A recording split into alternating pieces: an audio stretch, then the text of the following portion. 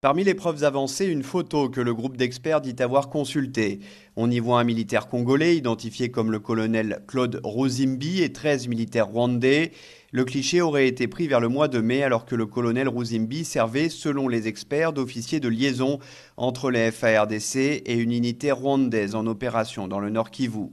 D'autres éléments viennent prouver cette implication rwandaise dans des opérations contre les rebelles hutus rwandais, des documents, des images aériennes et une vingtaine d'entretiens avec des militaires congolais de la MONUSCO, des chercheurs ou des membres de la société civile.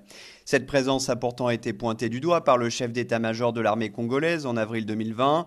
Dans une lettre à la conférence internationale sur la région des Grands Lacs, il évoque une violation de la frontière et l'installation d'un camp militaire rwandais à Kabara, dans le territoire du Nyiragongo.